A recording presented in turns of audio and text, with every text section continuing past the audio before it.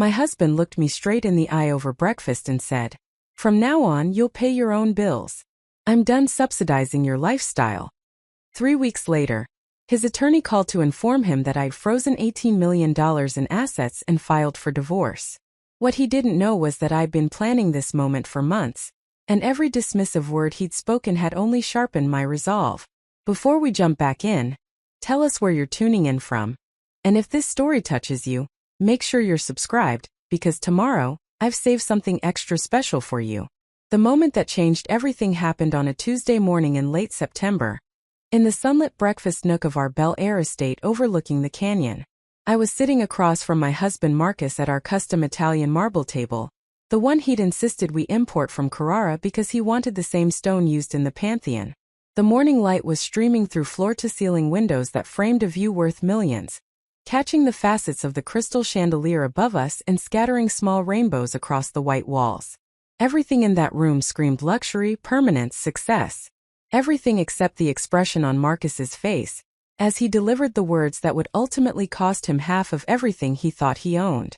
I had just returned from dropping our daughter Sienna at her private elementary school in Santa Monica, the one that cost $48,000 per year, and had a waiting list longer than most college admissions.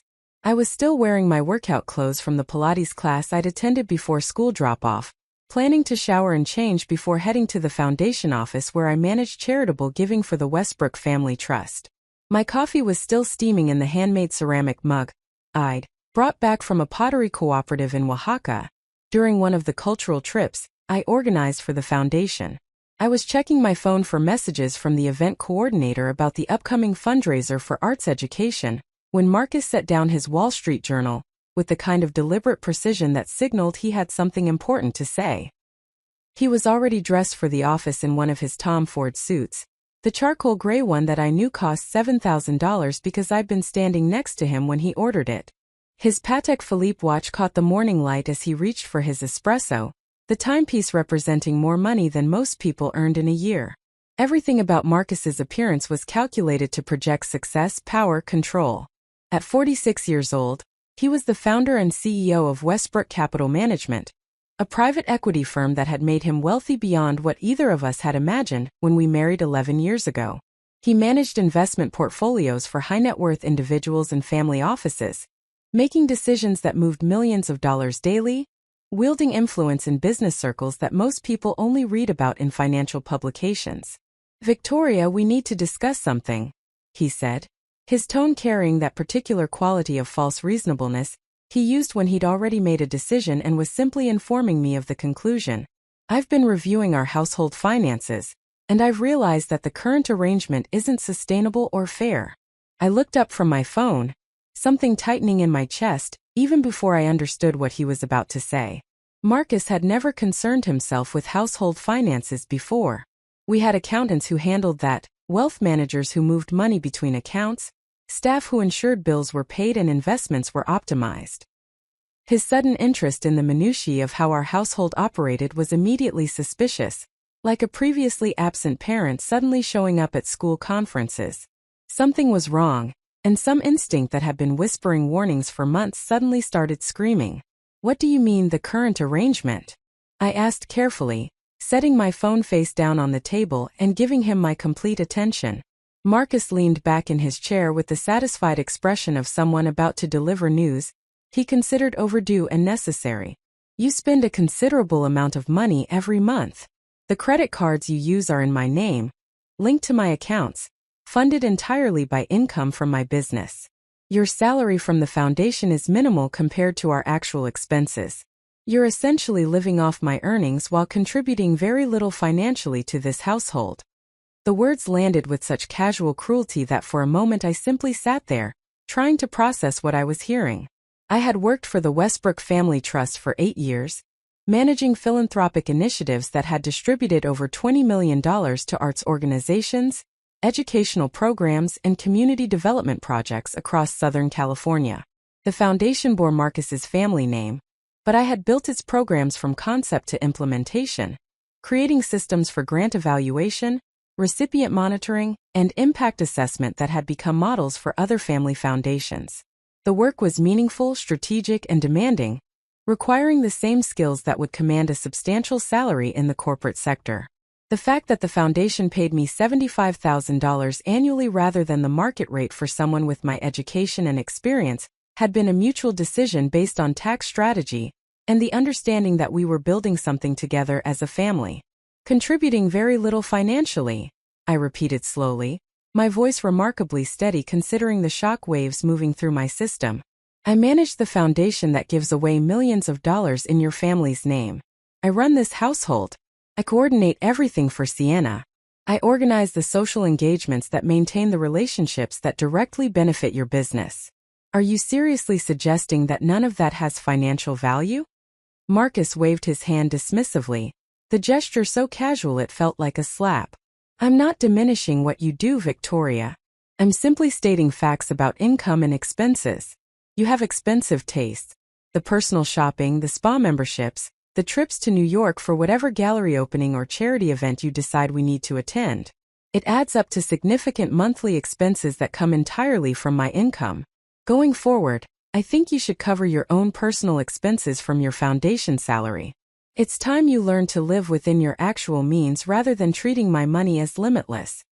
His money, not our money, not the family resources, not the wealth we'd built together during 11 years of marriage. His money. The possessive pronoun hung in the air between us like poison gas, clarifying something I'd been trying not to see for months. Marcus didn't view our marriage as a partnership. He viewed it as an arrangement where he provided financial resources in exchange for services rendered, and apparently he decided the terms of that arrangement needed renegotiation. I took a slow breath, buying time to think through the implications of what he just said while my mind raced through calculations. My foundation salary was $75,000 before taxes.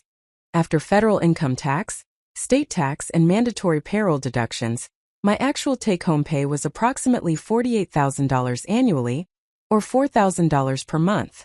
Marcus was suggesting I cover my personal expenses from that amount. The Pilates studio membership alone cost $350 monthly.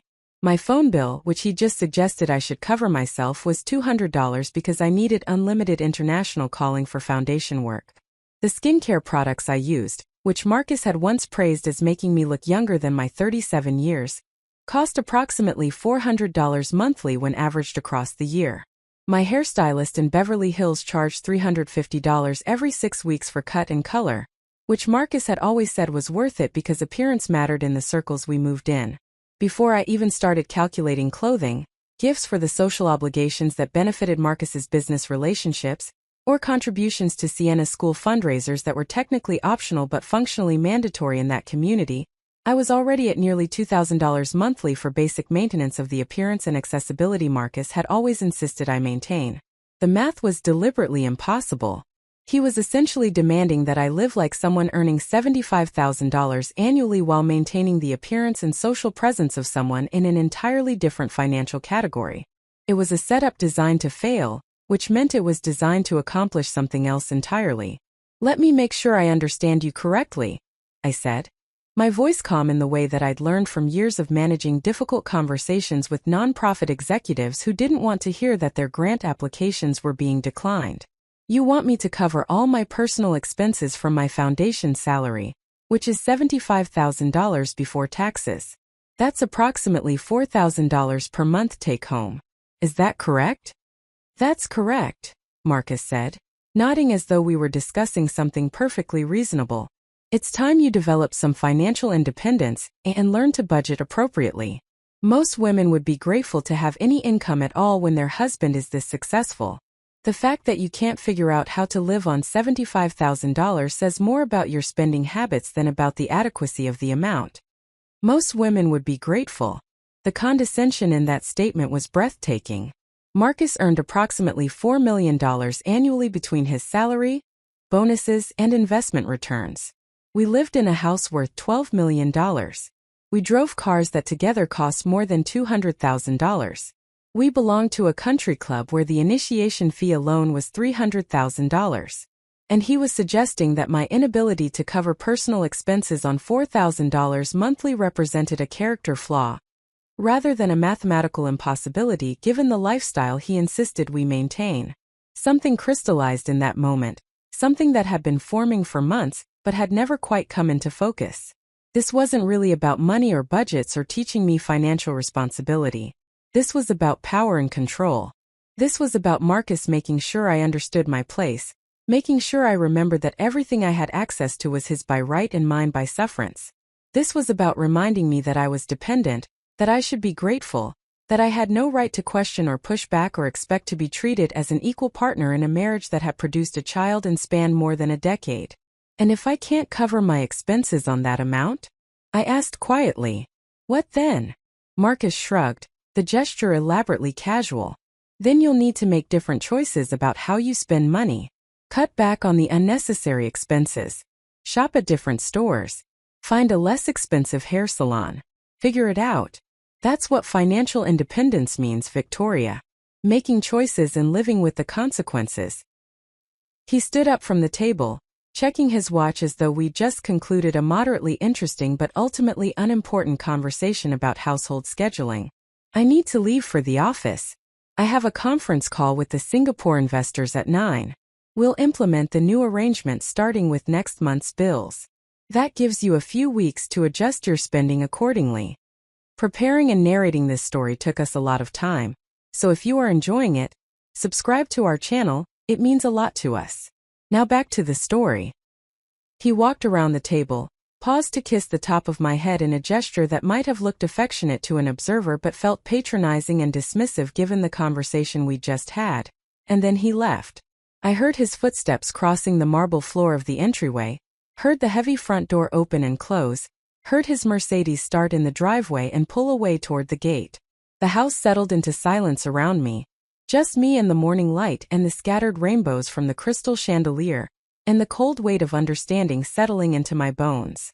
I sat at that table for a long time after Marcus left, my coffee growing cold in its handmade mug, my phone lying forgotten and face down where I'd set it. My mind was moving through the conversation again and again, examining it from different angles, testing whether I was overreacting or misunderstanding or being too sensitive. But no matter how I approached it, the conclusion remained the same. Marcus had just told me that he viewed me as a dependent who needed to learn her place rather than as a partner who deserved respect. He had made a unilateral decision about our family finances without consultation or discussion, presenting it as a done deal that would be implemented whether I agreed or not. He had dismissed the value of my work, my contributions to our household, and my role in maintaining the social and familial infrastructure that supported his business success. And he had done all of this with such casual confidence, such complete certainty that I would simply accept his decree and adjust accordingly, that I realized this moment had been a long time coming. This wasn't a sudden decision on Marcus's part. This was the culmination of months or possibly years of him viewing me as something less than an equal, something more like an employee whose compensation he could adjust at will based on his assessment of the value I provided.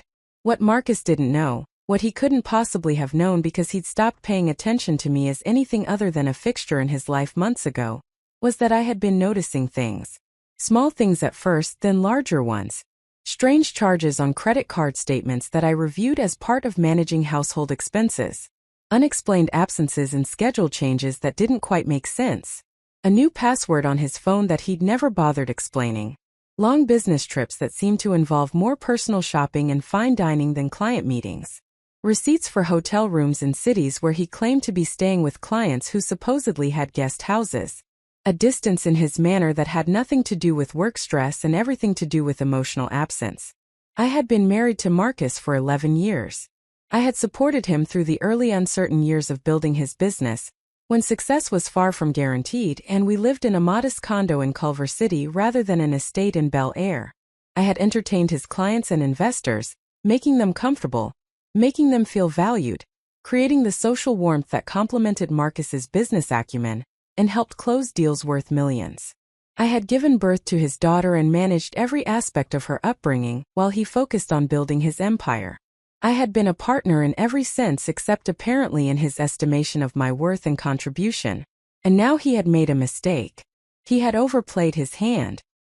He had been so confident in his power and control, so certain of my dependence and compliance, that he'd revealed his true assessment of our relationship. He had shown me that he viewed our marriage as a transaction rather than a partnership, and he had done so in terms so explicit that I could no longer pretend otherwise or convince myself that I was misinterpreting his behavior. I picked up my phone and opened my contacts. Scrolled to a name I'd saved 3 months ago after a conversation at a charity luncheon with another woman whose story had sounded uncomfortably familiar. A woman who'd mentioned her divorce attorney in terms that suggested the attorney was not just competent but formidable. A woman who'd survived her own financial awakening and come out the other side with her dignity intact and her interests protected. I found the number. Looked at it for a long moment, my thumb hovering over the call button. Making this call would mean crossing a line. It would mean acknowledging that my marriage was potentially ending.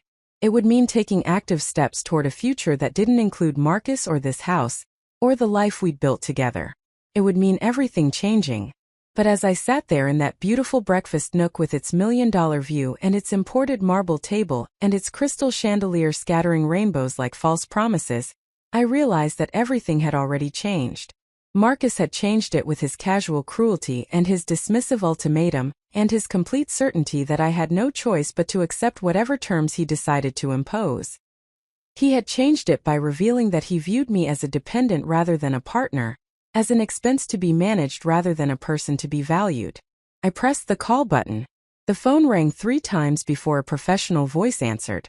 Law offices of Catherine Reeves Morrison. How may I direct your call? I'd like to schedule a consultation with Ms. Reeves Morrison, I said, my voice steady and clear.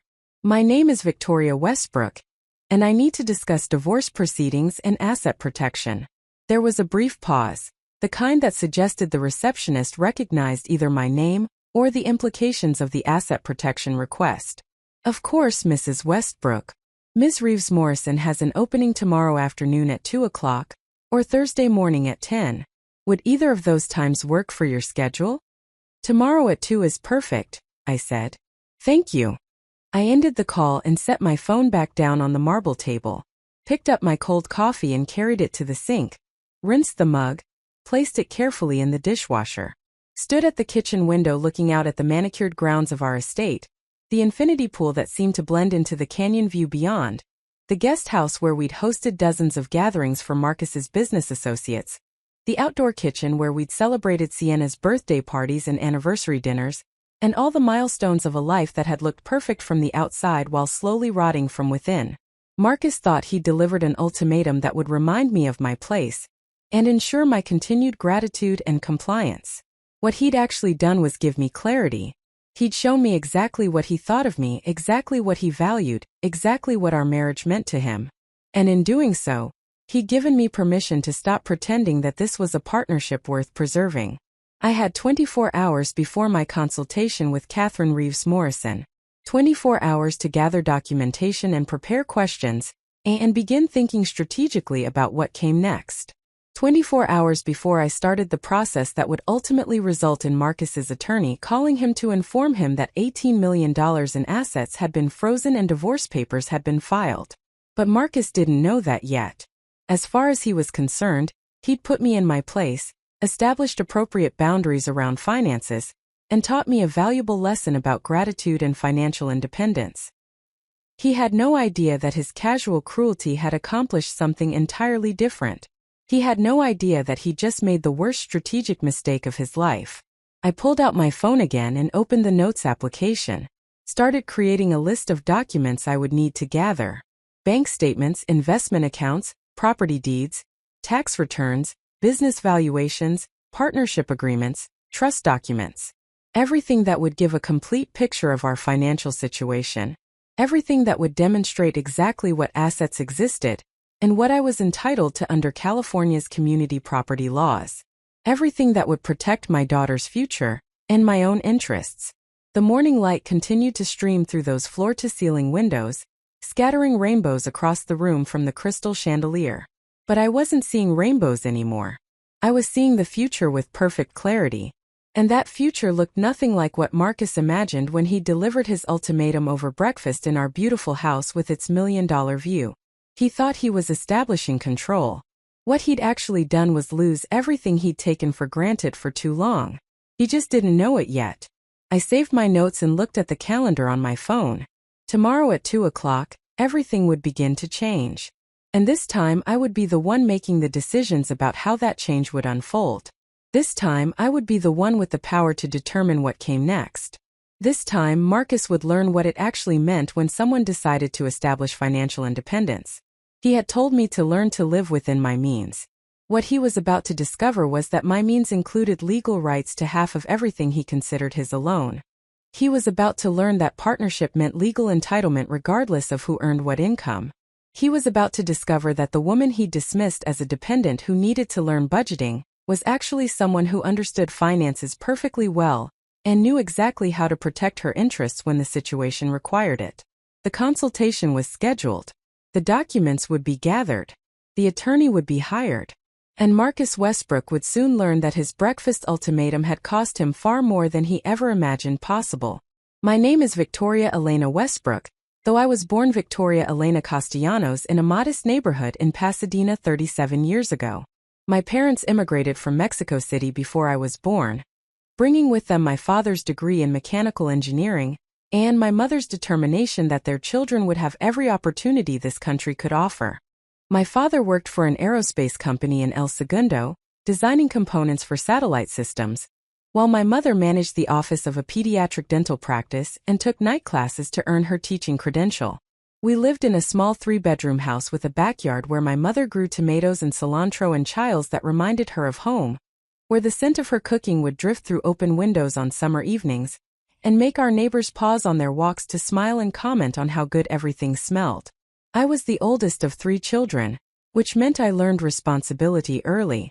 While my parents worked, I watched my younger brothers after school, helping them with homework, making sure they did their chores, mediating their arguments, and starting dinner so that when my mother came home exhausted from her job and her classes, she could simply finish what I'd begun rather than starting from scratch.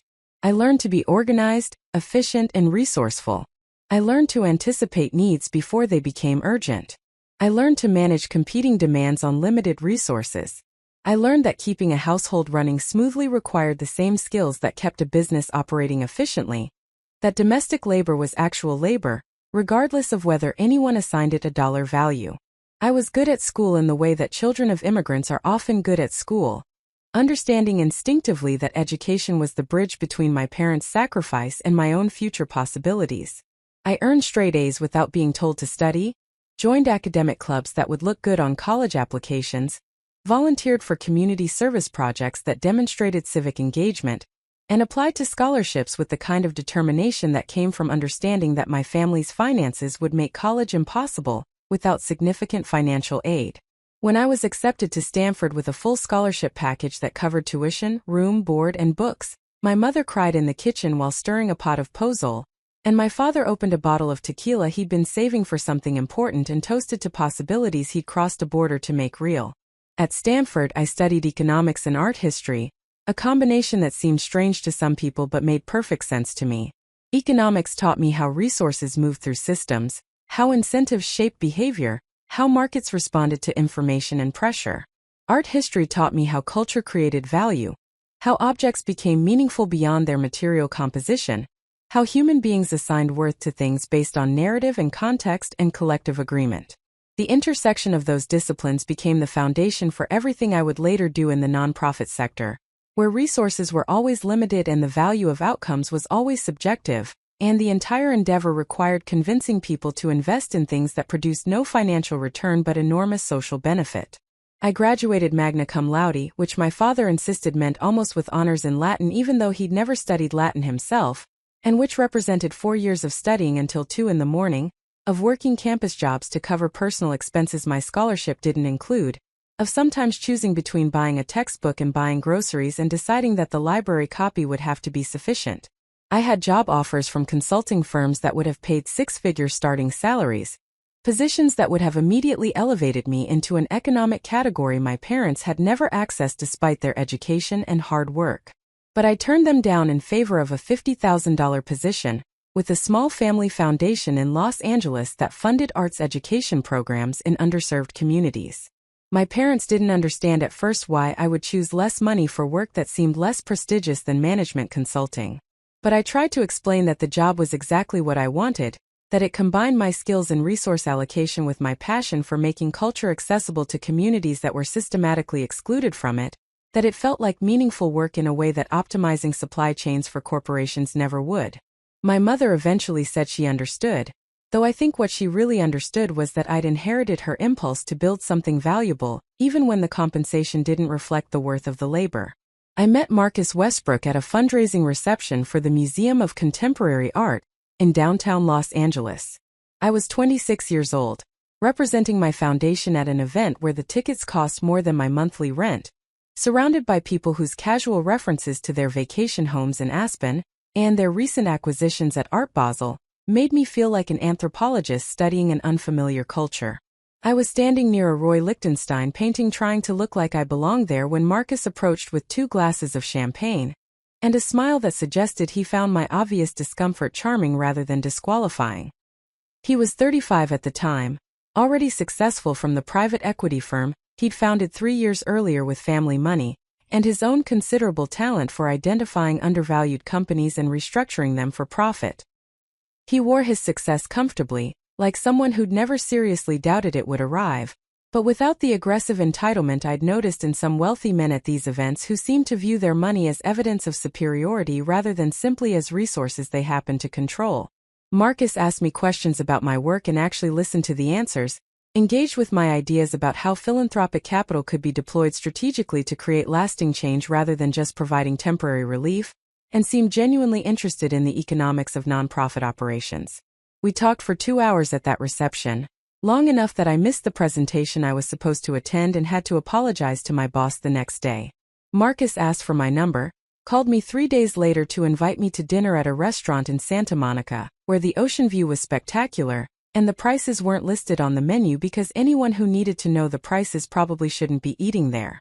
He picked me up in a black Porsche that he drove with casual confidence through the canyon roads while asking me about my family, my education, my aspirations, the trajectory I imagined for my career and my life. That first dinner lasted 4 hours. We talked about economic development theory, and the role of cultural institutions in community building, and whether philanthropy was ultimately just wealthy people buying moral legitimacy, or whether it could be something more genuinely transformative. Marcus challenged my ideas without dismissing them, offered alternative perspectives without being condescending, and demonstrated an intellectual curiosity that I found more attractive than his obvious wealth or conventional good looks. He paid the bill without making a performance of it, drove me home to my small apartment in Silver Lake, and kissed me goodnight with a gentleness that surprised me given his confidence in every other domain. We dated for 8 months before he proposed. During that time I met his family, the Westbrooks of Pasadena, whose wealth stretched back 3 generations to a grandfather who'd made a fortune in commercial real estate development in the post-war building boom. Marcus's parents lived in a craftsman mansion in Oak Knoll, the kind of house that appeared in architectural magazines and historic home tours, filled with furniture that had been in the family for decades and art that appreciated in value while hanging on walls where people actually lived with it. His mother Catherine was initially skeptical of me in the way that wealthy mothers are often skeptical of women they perceive as coming from outside their social class, but she warmed gradually as she realized I could hold my own in conversations about art and culture, that I had sophisticated taste even if I couldn't afford to indulge it, and that I genuinely cared about her son rather than simply being attracted to his money. Marcus proposed on a weekend trip to Big Sur, at a cliffside restaurant overlooking the Pacific where we'd gone to celebrate my 27th birthday. The ring was a vintage Art Deco design with a 2-carat center diamond and smaller stones, in a geometric setting that reflected my taste perfectly, which meant Marcus had been paying attention to my offhand comments about jewelry and design over the previous months. He asked me to marry him with a speech about partnership and building a life together that felt sincere and thoughtful. And I said yes without hesitation because I believed we shared values and vision and mutual respect. We were married 6 months later in a ceremony at his parents' estate, an elegant outdoor event for 200 guests that Catherine planned with the help of the same event coordinator, who managed fundraisers for the Huntington Library. I wore a Monique Louvillier gown that cost more than my car, held a bouquet of white peonies and garden roses that Marcus knew were my favorites, and spoke vows we'd written together about partnership and equality, and supporting each other's dreams. My parents were proud and overwhelmed, my mother crying through the entire ceremony while my father's hand kept reaching to adjust his rented tuxedo, as though he couldn't quite believe he was wearing it. My brothers served as groomsmen alongside Marcus's college friends, looking handsome and slightly uncomfortable in their formal wear, making jokes in Spanish that Marcus couldn't understand but laughed at anyway because the affection was obvious even across the language barrier. The first years of our marriage were good in ways that made me believe I'd made the right choice. We bought a house in Silver Lake, not grand but comfortable, with good light and hardwood floors and a backyard where we could have dinner parties for friends who were mostly from my world rather than his. Marcus was building his business, working long hours but coming home energized rather than exhausted, full of stories about deals he was structuring and companies he was evaluating, and the intellectual challenge of seeing potential where others saw only problems. I continued working for the family foundation, gradually taking on more responsibility as I proved myself capable of managing increasingly complex grant portfolios and building relationships with arts organizations across the region. When I got pregnant with Sienna 2 years into our marriage, Marcus was genuinely excited in a way that made me believe he wanted to be an involved father rather than a distant provider. He came to ultrasound appointments, read books about child development, expressed opinions about nursery design, and baby gear with an engagement that suggested he understood parenting would be a shared responsibility. Sienna was born on a clear October morning after 14 hours of labor that Marcus sat through without complaint, holding my hand and wiping my forehead and telling me I was strong and capable, and doing an amazing job. When the doctor placed our daughter on my chest, still slippery and crying and perfect, Marcus's eyes filled with tears and he whispered that she was the most beautiful thing he'd ever seen. And in that moment I felt certain that we'd built something real and lasting.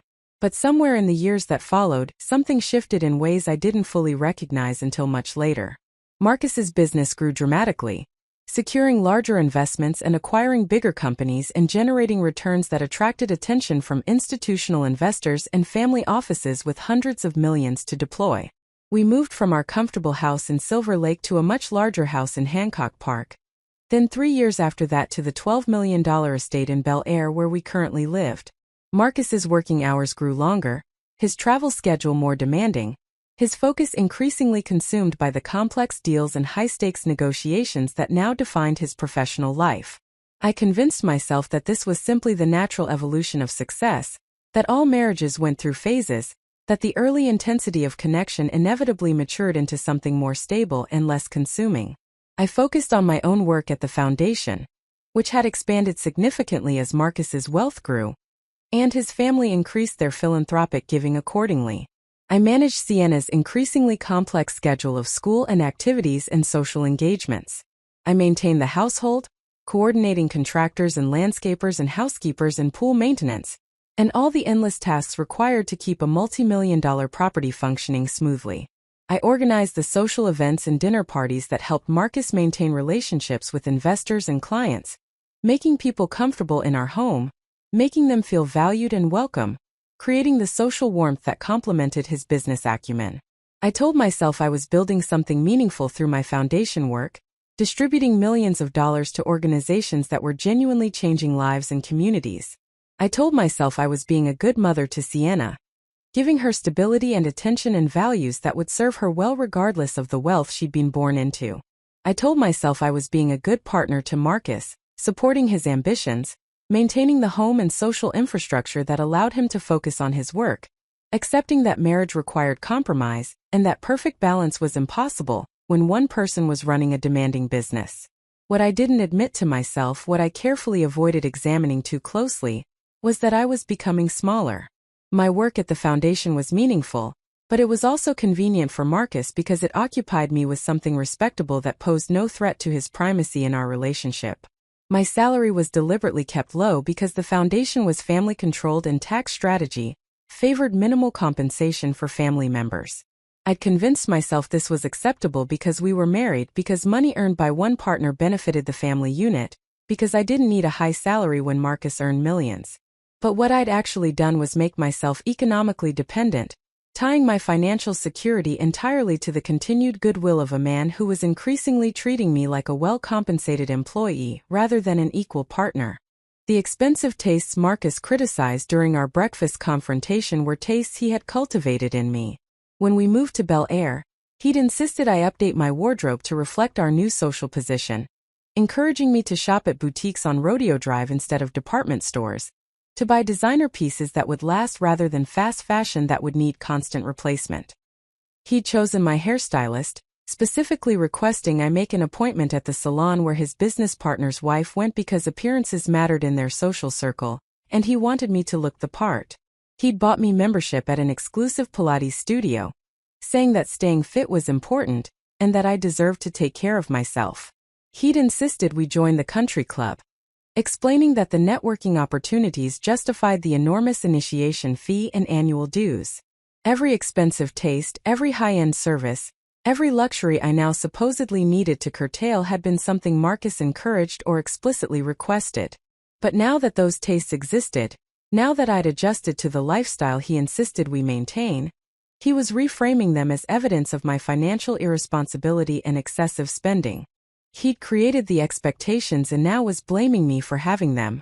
It was a masterful piece of manipulation, and I'd walked right into it because I'd wanted to believe we were partners building a life together, rather than a powerful person and a dependent one negotiating the terms of an inherently unequal arrangement.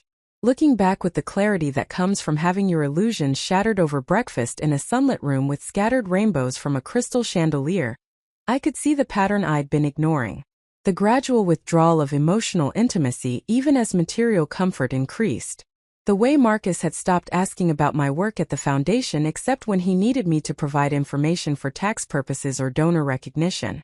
The way conversations had become transactional about logistics and schedules and who was handling which responsibility, rather than about ideas or feelings or the texture of our internal lives. The way he'd stopped seeing me as a person with my own thoughts and aspirations and had started seeing me as a role I was supposed to fill in the life he was building. But I'd also developed skills and knowledge during these years that Marcus had failed to notice because he'd stopped paying attention to me as anything other than a fixture in his household. Through my work at the foundation, I'd learned to read financial statements and evaluate business models and assess organizational capacity. I'd sat through countless meetings with attorneys who drafted grant agreements and established restricted funds and structured charitable trusts. I'd worked with accountants who explained tax strategies and compliance requirements and regulatory frameworks. I'd learned to think strategically about resources and outcomes, to plan several steps ahead, to anticipate problems before they became crises, and to document everything in ways that would withstand external scrutiny. I'd also maintained relationships across Los Angeles's nonprofit sector, the arts community, and philanthropic networks, connections that Marcus viewed as pleasant, but ultimately unimportant compared to his own business relationships. But those connections included attorneys and accountants and financial advisors who worked with high-net-worth individuals and families, people who understood exactly how wealth moved through legal structures and how interests could be protected when relationships deteriorated. Those connections included other women who'd navigated divorces, who'd learned hard lessons about documentation and asset protection, and the importance of acting strategically rather than emotionally when marriages ended. Marcus had made a critical error in his assessment of me. He'd looked at my foundation salary and concluded I was financially dependent and therefore controllable. He'd looked at my years of managing our household and supporting his career and concluded I was compliant and unlikely to resist his unilateral decisions. He'd looked at my careful maintenance of harmony and avoidance of conflict and concluded I lacked the strength or resolve to protect my own interests when challenged. What he'd failed to understand was that all of those qualities, all of that careful management and strategic thinking and relationship building and conflict avoidance, represented capabilities rather than weaknesses. I'd been applying those skills to supporting our family and his business success. But those same skills could be redirected toward protecting myself and my daughter when the situation required it. The woman who could manage a complex grant portfolio could certainly manage the complex process of documenting assets and preparing for divorce. The woman who could navigate difficult conversations with nonprofit executives could certainly handle difficult conversations with attorneys and financial advisors. The woman who'd maintained important relationships across multiple professional and social networks could certainly activate those relationships when she needed advice, support, or expert guidance. Marcus thought he'd established dominance with his breakfast ultimatum. What he'd actually done was clarify that our marriage had become something I could no longer tolerate, something I needed to exit strategically rather than endure indefinitely. He thought he'd put me in my place. What he'd actually done was show me exactly what I needed to do next and given me perfect clarity about why it needed to be done decisively and well. Tomorrow afternoon at 2 o'clock, I would walk into Catherine Reeves Morrison's office and begin the process of protecting myself and my daughter from a man who viewed us as expenses to be managed rather than people to be valued. And every skill I developed during 11 years of marriage, every relationship I'd built, every piece of knowledge I'd acquired about how wealth moved through legal structures and financial systems, would be deployed in service of ensuring that Marcus's casual cruelty at breakfast would cost him far more than he could possibly imagine. The warning signs had been accumulating for months before Marcus delivered his breakfast ultimatum. Small disturbances in the fabric of our marriage that I'd noticed but rationalized away because acknowledging them would have required confronting possibilities I wasn't ready to face. Looking back from the other side of that Tuesday morning conversation, I could see the pattern clearly. The way a navigator can trace a storm system on a weather map after it's passed but might miss the subtle pressure changes that predicted its arrival. The disruption had been building gradually, each incident seeming insignificant in isolation but together forming a picture I'd been deliberately avoiding. It started in late spring, sometime around the beginning of May, with Marcus's phone. For the entire duration of our marriage, his relationship with technology had been casual and unself-conscious. He'd leave his phone on the kitchen counter while he showered, toss it onto the couch cushions during movies, hand it to me if mine was dead and I needed to look something up or send a message. His password had been Sienna's birthday, the same 4 digits he used for most things that required simple authentication, and he'd never shown any concern about me having access to it. We weren't the kind of couple who regularly read each other's messages or monitored each other's communications, but there was an implicit understanding that neither of us had anything to hide, that transparency was a baseline expectation in a healthy marriage.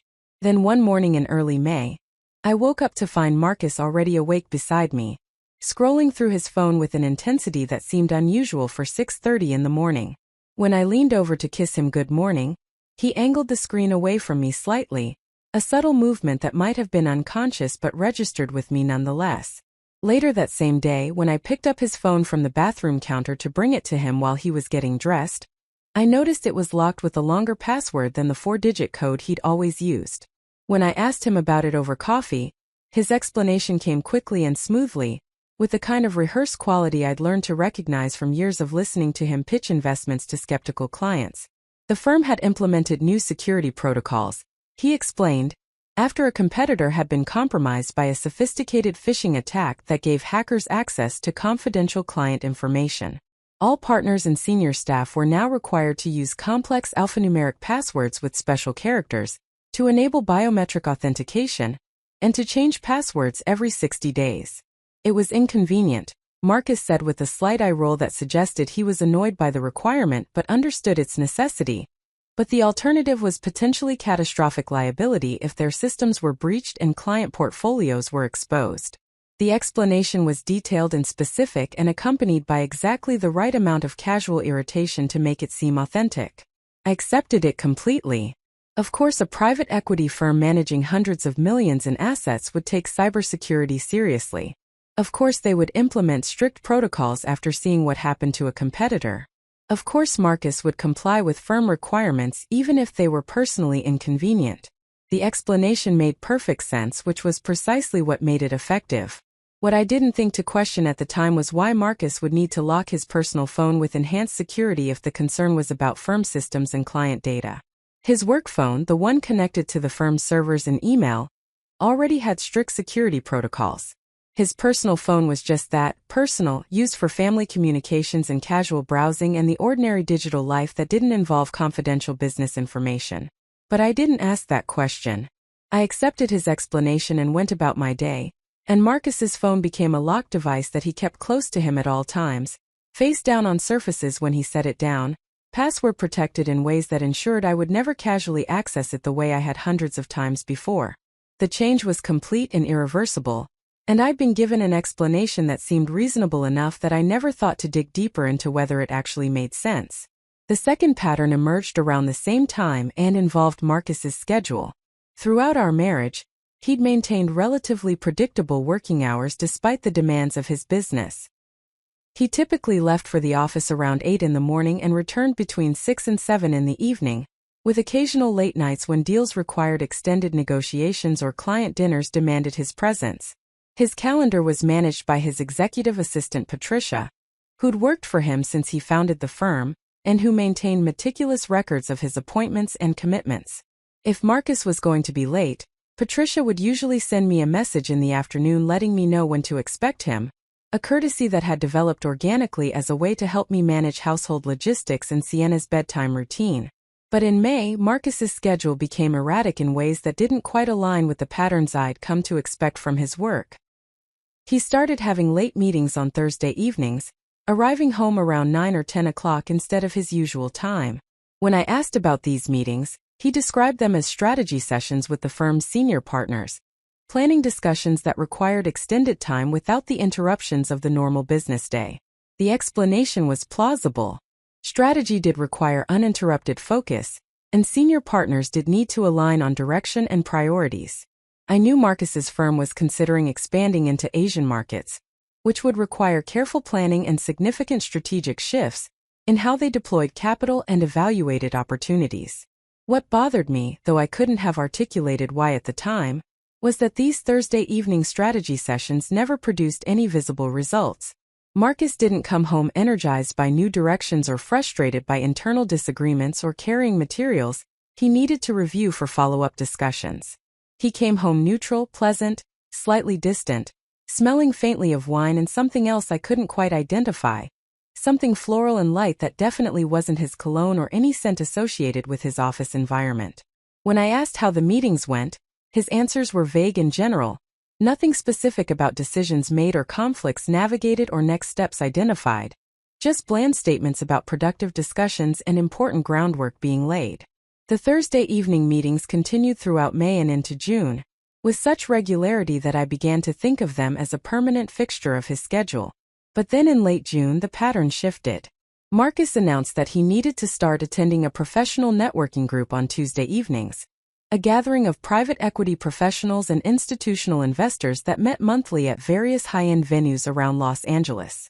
The group was by invitation only, Marcus explained, limited to senior executives from firms managing at least $500 million in assets, and attendance was essentially mandatory for anyone who wanted to maintain relevance in the industry. The meetings included presentations from industry experts, discussions of emerging trends and regulatory changes, and informal networking that often led to deal flow and investment opportunities. Again, the explanation was entirely plausible. Professional networking was a legitimate and important aspect of Marcus's work. Building relationships with other investors created opportunities for co-investment, deal sharing, and collaborative problem-solving. I had no reason to question the existence of the group or the value of attending. What struck me as odd was that Marcus had never mentioned this group before, despite being in the industry for more than a decade and presumably having been eligible for membership for years. When I asked why he was just now joining, he explained that the group had recently restructured and was actively recruiting new members to replace people who'd retired or moved out of the area, and he'd been invited by another partner whose recommendation had secured his acceptance. The Tuesday evening networking meetings began in July, and Marcus's schedule suddenly included 2 late nights per week instead of 1. Thursdays remained strategy sessions with his partners. Tuesdays became networking events with industry peers. Both commitments kept him out until 9 or 10 at night. Both were described in general terms that conveyed importance without providing specifics.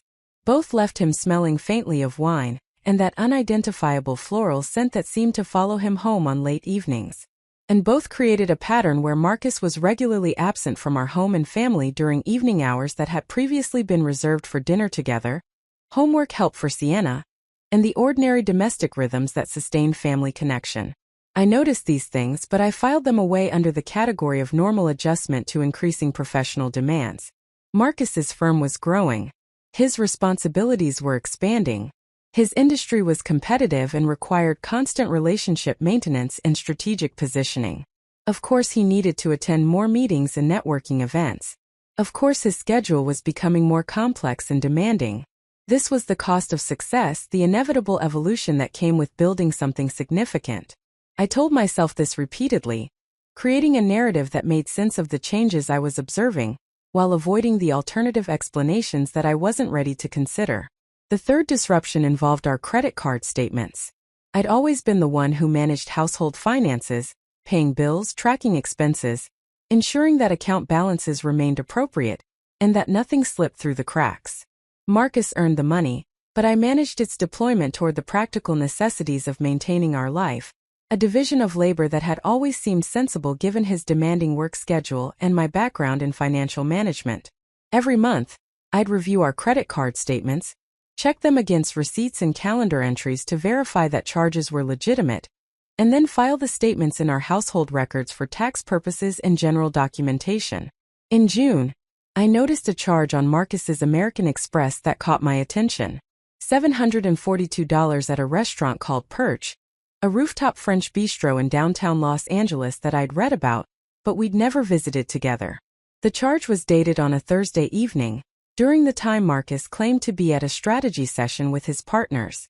When I asked him about it over breakfast the next morning, keeping my tone casual and curious rather than accusatory, he explained without hesitation that the strategy session had run late and the partners had decided to continue their discussion over dinner at Perch, which was convenient to the office and had a private dining room they could use without interruption.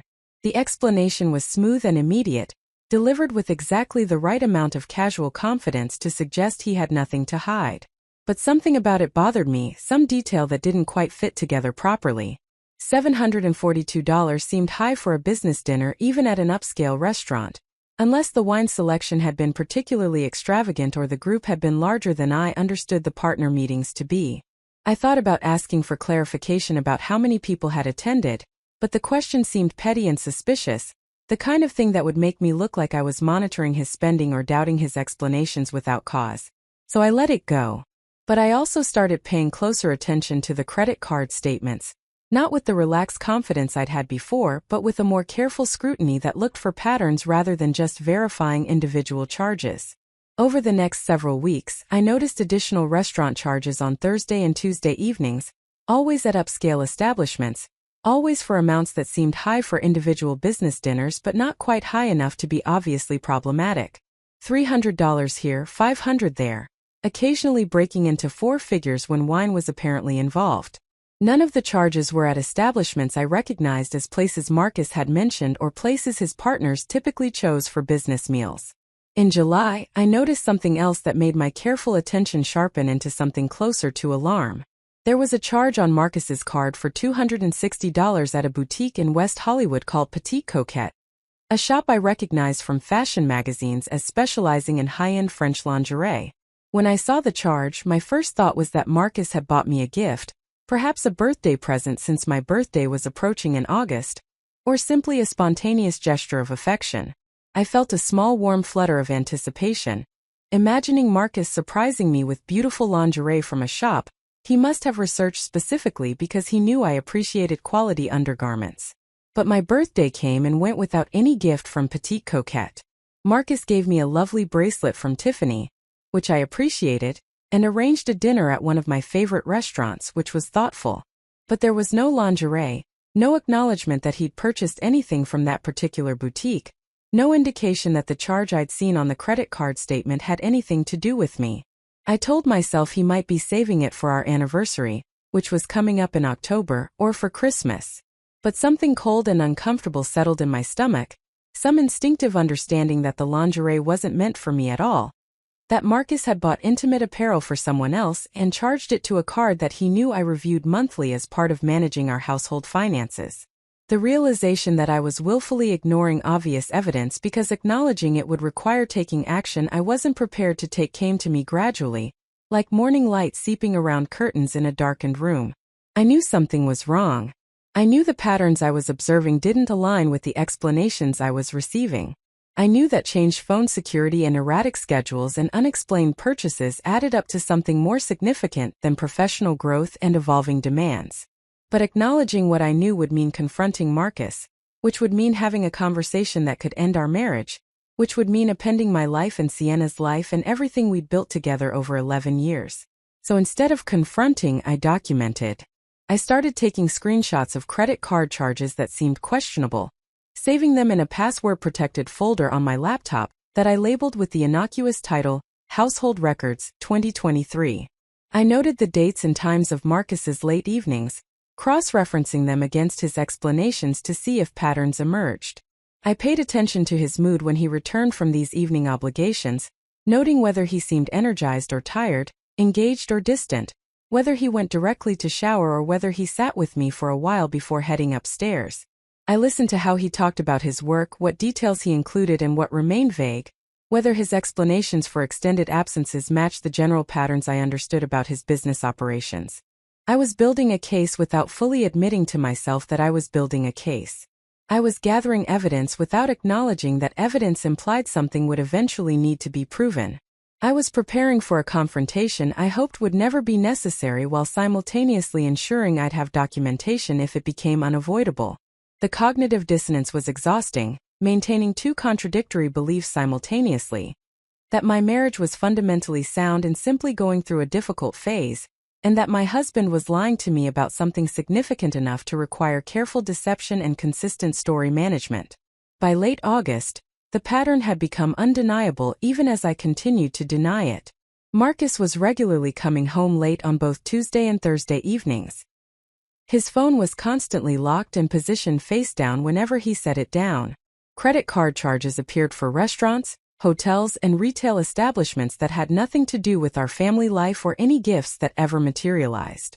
He was distant during the time we did spend together, present physically but absent emotionally, going through the motions of family dinners and bedtime routines with Sienna without the engagement and warmth that had characterized his early years as a father. Our intimate life had deteriorated almost completely. Where we'd once been physically affectionate and sexually connected several times per week, we were now going weeks without any physical intimacy beyond perfunctory goodnight kisses and occasional obligatory encounters that felt more like duty than desire. When I tried to initiate closeness, Marcus had ready excuses about being tired from work stress, or having early morning meetings that required adequate sleep, or simply not being in the mood after a long day. The rejection was never cruel, but it was consistent, and the accumulation of small rejections added up to a clear message that whatever Marcus wanted or needed physically, he wasn't looking for it from me. I told myself that all marriages went through dry spells, that physical intimacy naturally waxed and waned over years together, that expecting sustained passion after 11 years was unrealistic and immature. But I also knew that the distance wasn't just physical. Marcus had withdrawn emotionally as well, no longer seeking my opinion on decisions or sharing his concerns about work challenges or asking about my day at the foundation with genuine interest. Our conversations had become transactional exchanges of information about logistics and schedules, stripped of the intellectual engagement and emotional connection that had characterized our early relationship. In September, 3 weeks before Marcus would deliver his breakfast ultimatum about paying my own bills, I saw something that made continued denial impossible. I was at Whole Foods in the late afternoon, picking up ingredients for dinner, when I spotted Marcus's car in the parking lot. I recognized it immediately, a black Mercedes S-Class with custom wheels and a vanity plate that referenced his firm's name. My first reaction was pleased surprise at the coincidence, imagining I'd find Marcus inside doing his own grocery shopping for once, maybe picking up something specific he wanted for dinner or running an errand during a break between meetings. But when I walked through the store looking for him, I didn't find Marcus shopping. Instead, through the large front windows that faced the parking lot, I saw him standing next to his car with a woman I'd never seen before. She was young, probably late 20s, with dark hair pulled back in a sleek ponytail and wearing fitted workout clothes that suggested she'd just come from or was heading to the gym. Marcus was leaning against his car in a posture that was relaxed and intimate, smiling at something she was saying, and as I watched, he reached out and tucked a strand of hair behind her ear in a gesture that was unmistakably affectionate and familiar. The woman leaned into his touch, laughing at something he said, and placed her hand on his chest in a way that communicated comfort and intimacy. They stood there talking for several more minutes while I stood frozen inside the store, watching through the window like an observer of my own life, unable to move or look away or process what I was seeing. Then Marcus glanced at his watch, said something that made the woman's expression shift to disappointed understanding, and kissed her. Not a brief friendly kiss but a real kiss, his hand cupping her face, her body pressing against his. The kind of kiss that left no ambiguity about the nature of their relationship. They separated after what felt like forever but was probably only seconds. The woman got into a white Audi parked next to Marcus's Mercedes. Marcus watched her pull away, waving, before getting into his own car and driving off in the opposite direction. I stood inside Whole Foods with my shopping basket half full, watching this scene unfold through plate glass windows, feeling like the world had tilted sideways, and I was trying to maintain balance on a surface that no longer made sense. I left my shopping basket on a random shelf and walked back to my car. Sat behind the wheel for 20 minutes trying to process what I just witnessed. Drove home in a daze and somehow made it through dinner preparation and Sienna's homework help and bedtime routine while Marcus attended one of his Thursday evening strategy sessions that I now knew with absolute certainty were not strategy sessions at all. When he came home around 9:30 smelling faintly of wine and that floral scent I'd been noticing for months, I looked at him and saw a stranger, someone who'd been lying to me with such consistency and skill that I'd convinced myself to ignore my own observations. I didn't confront him that night. I wasn't ready yet. I didn't have a plan for what came next. But I stopped pretending to myself that the warning signs I'd been observing were innocent or explainable. The pattern was clear. Marcus was having an affair. He'd been having an affair for months, probably since those new phone security protocols appeared in May. Everything I'd noticed, all the small disturbances I'd rationalized away, had been pieces of a picture I'd been refusing to see because seeing it clearly would require taking action I wasn't prepared to take. But watching him kiss another woman in a grocery store parking lot had made continued denial impossible. I knew what was happening. I knew my marriage was built on lies. And I knew that whatever came next, I needed to be strategic rather than emotional, prepared rather than reactive. I needed a plan, documentation, and professional guidance. I needed to protect myself and Sienna before I confronted Marcus with what I knew. 3 weeks later, he would deliver his ultimatum about paying my own bills, revealing that his contempt for me extended beyond infidelity into fundamental disrespect for my contributions and my worth. And that ultimatum would give me the final piece of clarity. I needed to take action without guilt or hesitation or second thoughts about whether I was overreacting.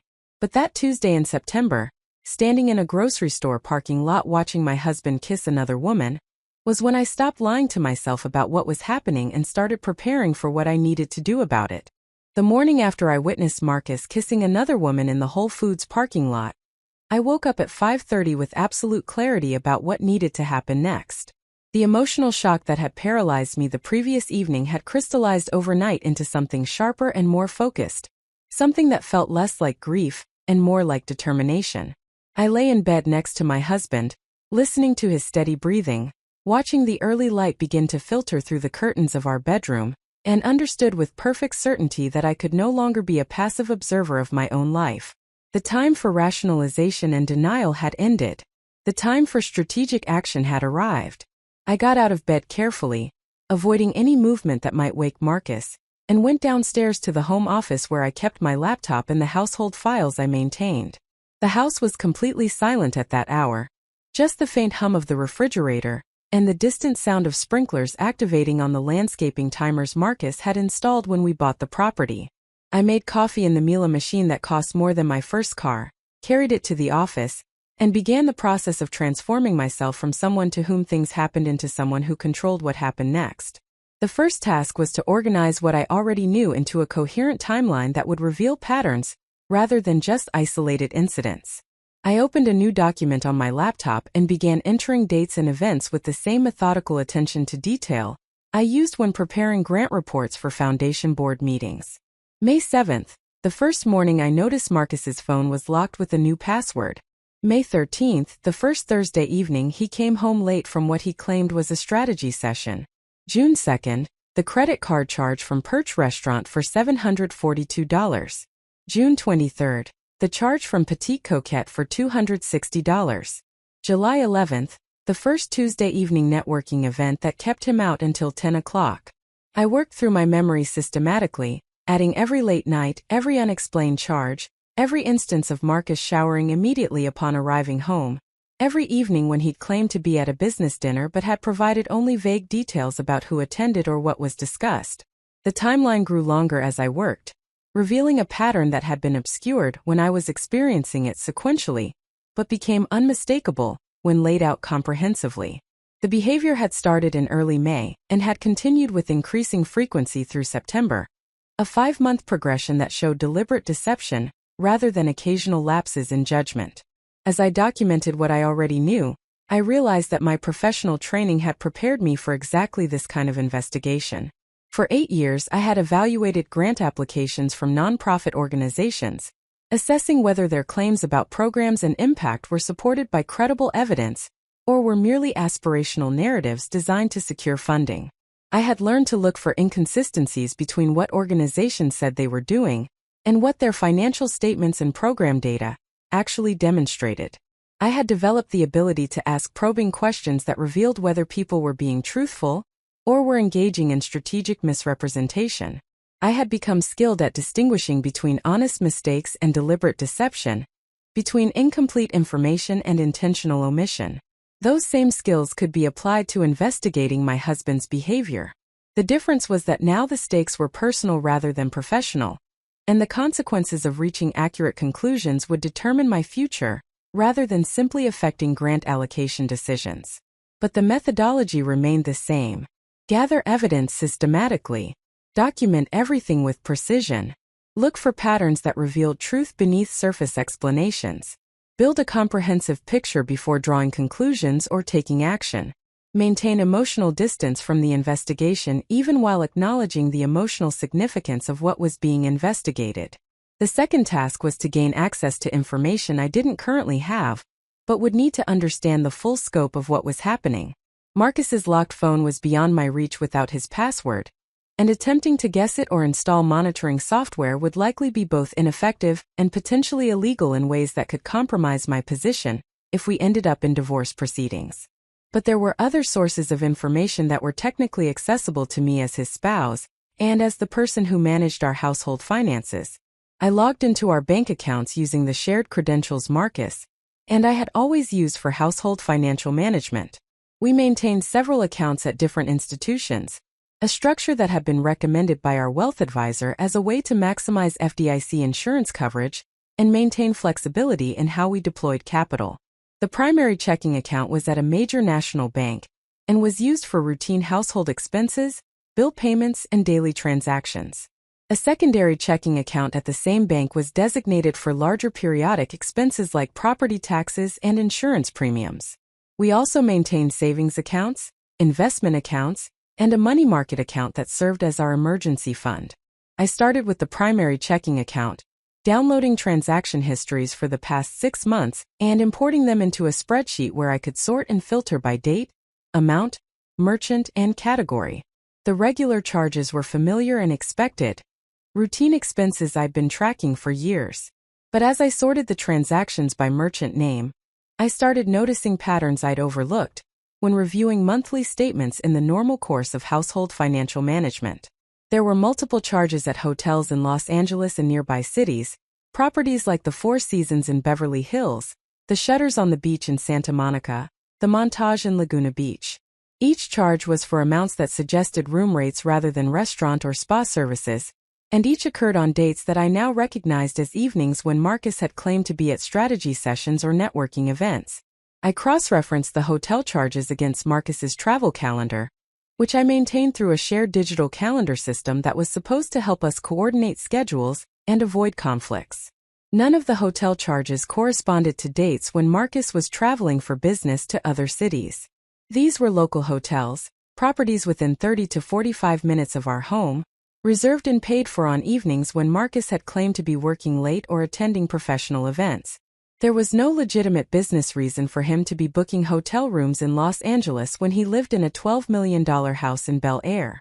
The only explanation that made sense was that he was using these rooms for personal purposes, specifically for assignations with the woman I'd seen him kissing in the parking lot. The hotel charges alone represented thousands of dollars over 5 months, money that had been flowing out of our household accounts to facilitate Marcus's affair, while he lectured me about my expensive tastes and my need to develop financial independence. The hypocrisy was staggering. He was spending more per month on hotel rooms for infidelity than I spent on the Pilates membership and hair appointments he now claimed I should cover from my foundation salary. But beyond the financial hypocrisy, the hotel charges provided concrete evidence that would be difficult for Marcus to explain away. These weren't ambiguous situations that could be rationalized as innocent professional obligations. These were hotel rooms booked locally, paid for with marital funds, used for purposes that had nothing to do with business and everything to do with betrayal. I downloaded the hotel transaction records and saved them in my password-protected folder, along with the timeline I'd been building. Then I moved on to the credit card accounts, applying the same systematic analysis to identify patterns and anomalies. The credit cards revealed additional evidence that built on what I'd found in the banking records. There were charges at high-end restaurants on evenings when Marcus had claimed to be at business dinners, but the amounts and locations suggested intimate dinners for two rather than group meals with colleagues. There were purchases at jewelry stores, boutiques, and gift shops that had never resulted in gifts appearing in our home, suggesting Marcus was buying presents for someone other than his wife or daughter. One particular pattern caught my attention as I analyzed the credit card data. There were recurring charges at a wine shop in Santa Monica called the Sordid Vine, a boutique establishment that specialized in rare and expensive wines from small producers. The charges appeared every 2 to 3 weeks, always for amounts between $300 and $600, suggesting Marcus was purchasing premium bottles on a regular schedule. We had wine at home, a collection Marcus had been building for years that was stored in a climate-controlled cellar beneath our house. We occasionally opened bottles from that collection for special occasions or dinner parties, but Marcus had never been the type to make frequent purchases from boutique wine shops. The regular pattern of purchases from the Sordid Vine suggested he was buying wine for consumption elsewhere, probably at the hotel rooms where I now knew he was spending time with another woman. I documented all of this methodically, creating spreadsheets that categorized suspicious charges, calculated total amounts spent on affair-related expenses, and cross-referenced financial transactions with the timeline of behavioral changes I'd already established. The picture that emerged was comprehensive and damning. Marcus had been conducting an affair for at least 5 months, possibly longer if there were early stages I hadn't detected. He'd been spending thousands of dollars monthly on this relationship, using marital funds to pay for hotels, dinners, gifts, and wine. He'd been lying consistently and elaborately about his schedule and activities, creating false narratives about strategy sessions and networking events to explain his absences. And he'd been doing all of this while simultaneously criticizing my spending and suggesting I needed to develop better financial habits. The third task was to understand who the woman was and what role she played in Marcus's life beyond being his affair partner. I needed to know whether this was a casual relationship or something more serious, whether it involved someone from his professional world or was completely separate from his business life, whether it posed any additional complications beyond the fundamental betrayal of our marriage. This information would be important for understanding what I was dealing with, and for anticipating how Marcus might respond when confronted. I thought about the woman I'd seen in the parking lot, trying to recall details that might help me identify her. She'd been young, probably late 20s or early 30s, attractive in a polished way that suggested she took care of her appearance and had the resources to do so effectively. Her workout clothes had been expensive brands, the kind of athletic wear that cost several $100s for a single outfit. She'd been driving a white Audi, which suggested professional success or at least access to substantial income. The way she'd interacted with Marcus had demonstrated comfort and familiarity, suggesting this wasn't a new relationship, but something that had been developing over time. I didn't know her name or where she worked or how she'd met Marcus, but I knew that information existed somewhere, and could be found if I looked in the right places. The challenge was finding it without alerting Marcus that I was investigating. I couldn't ask his assistant Patricia directly, as that would certainly get back to Marcus immediately. I couldn't search through his locked phone or his email accounts without access I didn't have. But there might be other sources of information that were less protected and more accessible. I thought about Marcus's social media presence, which he maintained primarily for professional purposes. His LinkedIn profile was public and included information about his business activities, board memberships, and professional connections. His Instagram account was private, but I was one of his approved followers, which gave me access to photos and posts he shared. I opened Instagram on my laptop and began scrolling through Marcus's recent posts, looking for anything that might provide clues about who he was spending time with when he claimed to be working. Most of the posts were exactly what I expected. Photos from business events, snapshots of Siena at various activities, occasional landscape or architecture photos from his travels. But as I scrolled back through several months of posts, I noticed something that made me pause. In early June, Marcus had posted a photo from what appeared to be a company retreat or team-building event. The image showed approximately 20 people standing on a beach at sunset, clearly dressed for some kind of outdoor activity, with a caption about the importance of building strong teams and investing in company culture. Marcus was in the center of the group, smiling, and to his right stood a woman whose face I recognized immediately from the parking lot encounter. I zoomed in on the image, studying her features to confirm the identification. There was no question it was the same person. The dark hair, the bone structure, the athletic build, all matched what I'd observed. More importantly, her position in the photo was telling. She was standing directly next to Marcus, closer than most of the other people in the group photo, and there was something about their body language that suggested comfort and familiarity. They weren't touching in the photo, but they were angled toward each other slightly, positioned in a way that people who are conscious of their attraction to each other but trying to hide it often unconsciously adopt. The photo had been taken in early June, which aligned with the timeline I'd been building. The affair had been ongoing for at least 4 months. But more importantly, the woman worked at Marcus's firm or was somehow involved with the company retreat, which meant this wasn't a random encounter or a completely separate relationship. This was someone from his professional world, someone he saw regularly in a work context, which created additional layers of complication and risk. Workplace affairs violated many companies' ethics policies, potentially exposing Marcus to professional consequences beyond the personal destruction of our marriage. I needed to identify her specifically to know her name and her role at the firm. I clicked through the tagged accounts on the Instagram post, looking at who had been identified in the photo. Most of the tags led to accounts belonging to people I vaguely recognized from company events I'd attended over the years, partners and senior staff, whose names I knew even if I'd never had extensive conversations with them. But there was one tag that led to an account I didn't recognize, belonging to someone named Natalie Chun. I clicked through to Natalie's Instagram profile. It was public, which meant I could see all of her posts without needing to follow her or request access. Her bio identified her as Director of Investor Relations at Westbrook Capital Management, which was Marcus's firm.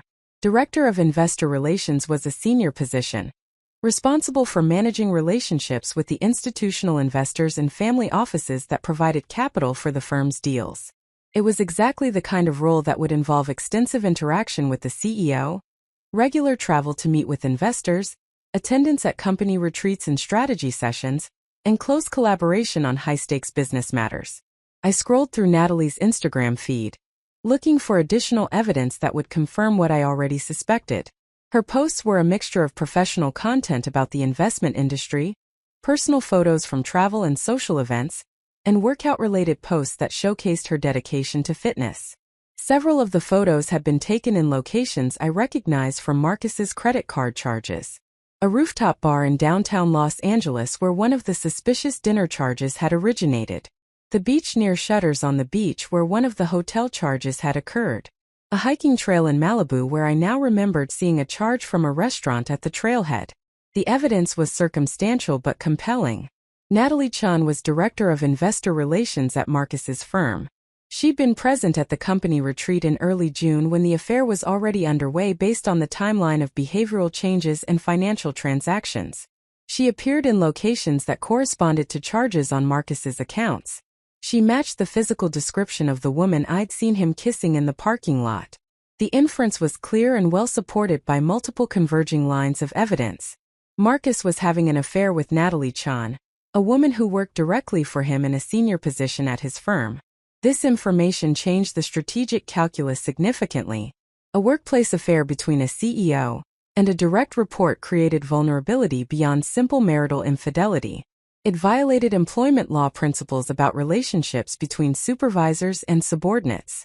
It potentially exposed the firm to liability if Natalie later claimed the relationship involved any element of coercion, or if she received preferential treatment in compensation or advancement. It demonstrated poor judgment by Marcus in ways that could concern the firm's investors and limited partners, who trusted him to manage hundreds of millions of dollars responsibly. This wasn't just a personal betrayal that affected me and Sienna.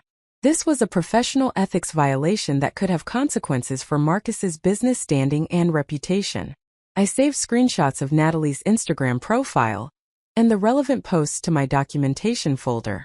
Then I returned to the financial analysis, now with the additional context of knowing that Marcus was involved with someone who worked at his firm and traveled with him regularly for business purposes. I started looking for business travel expenses with renewed attention to detail, wondering whether Marcus had been using company travel as cover for extended time with Natalie that went beyond legitimate business needs. The travel records revealed another layer of deception. Marcus had traveled extensively over the past 5 months, trips to San Francisco, Seattle, New York, Chicago, and several other cities where the firm had investors or potential deals under consideration. These trips were legitimate business travel, documented in our shared calendar, and discussed in advance as necessary for Marcus's work.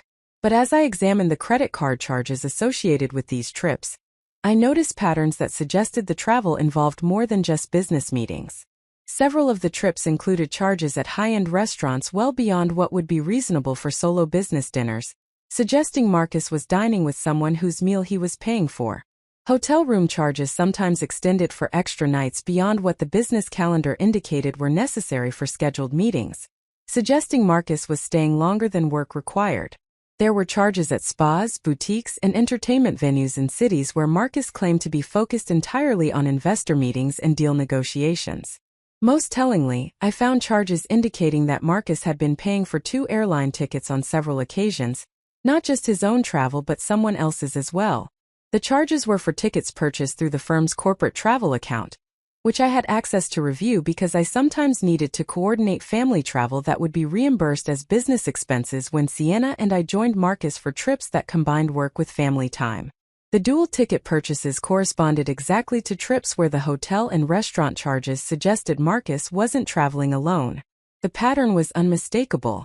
Marcus had been bringing Natalie with him on business trips, using company funds to pay for her travel even when her presence wasn't strictly necessary for the business purposes of the trip, and then spending time with her in ways that had nothing to do with investor relations or deal execution.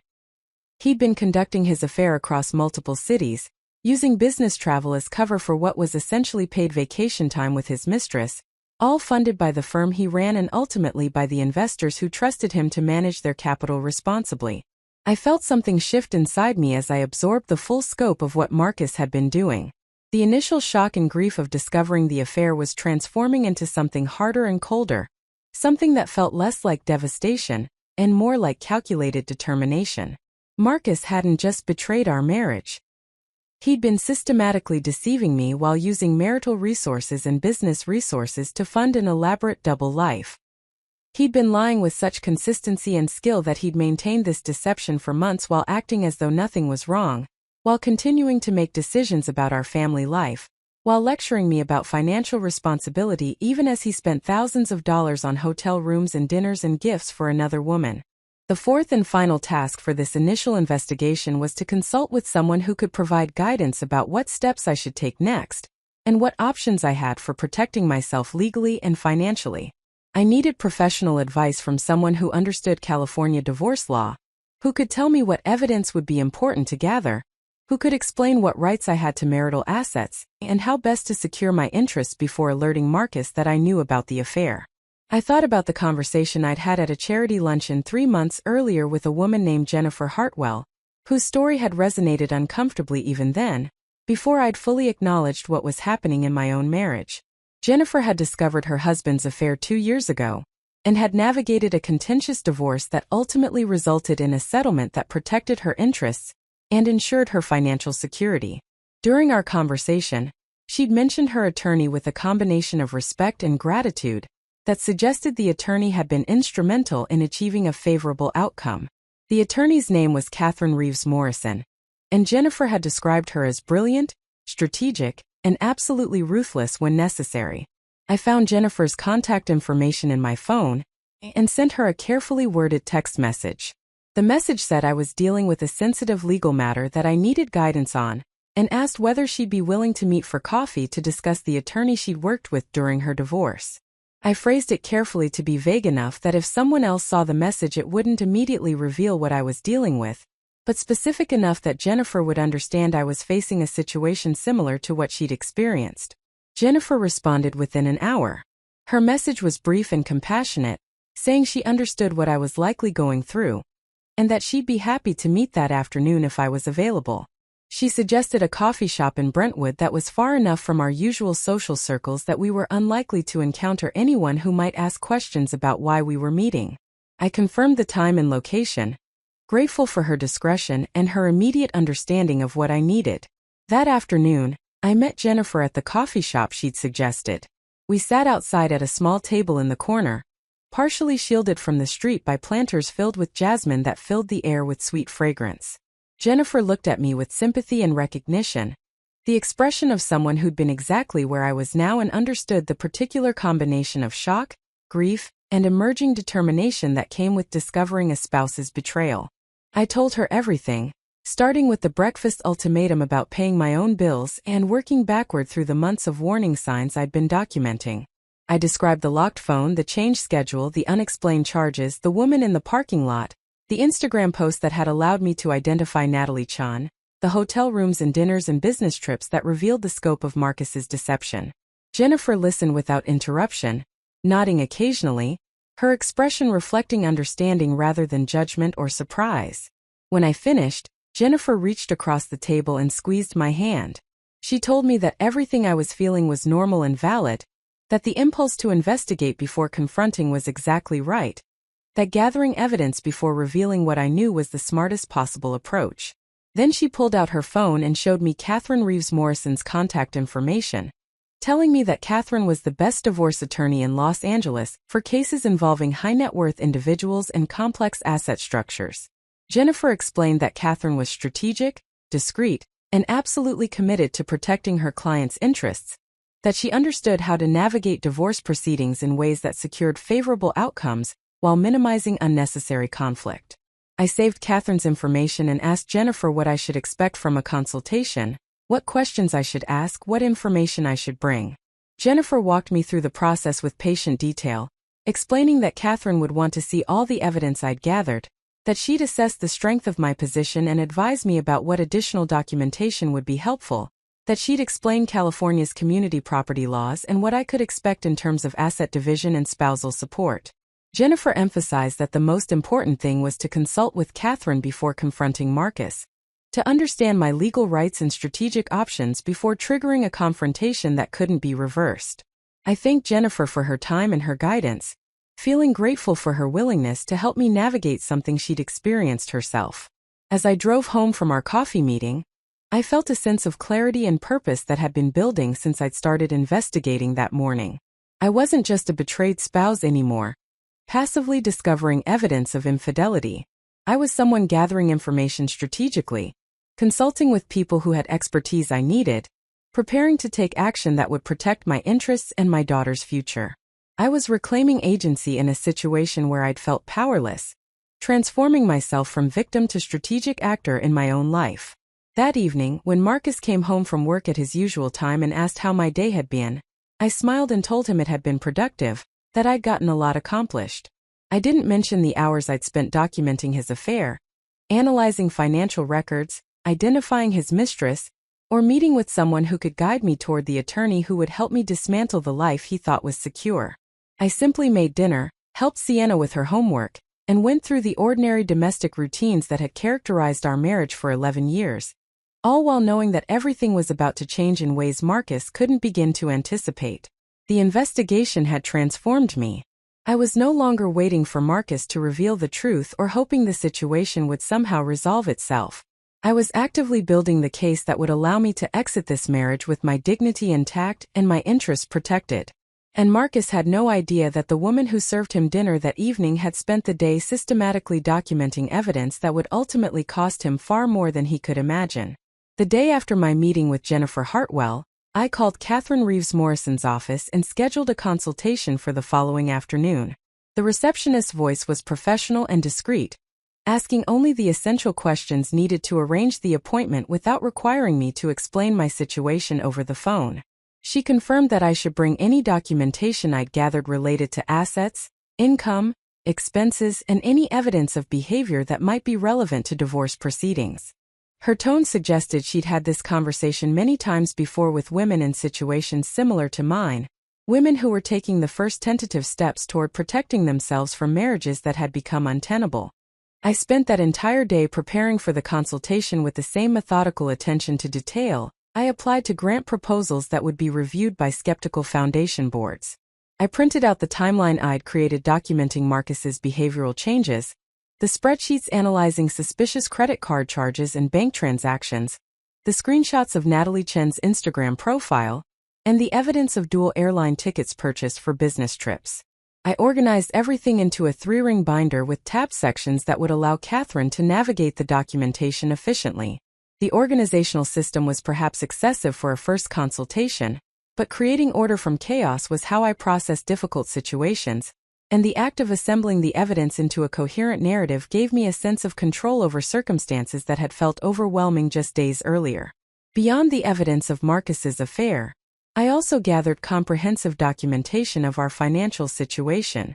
I printed bank statements for all our accounts covering the past 12 months, investment account statements showing the current value of our portfolios, property tax assessments for our Bel Air house and a rental property we owned in Palm Springs, vehicle registration documents for both our cars, and copies of our tax returns for the past 5 years.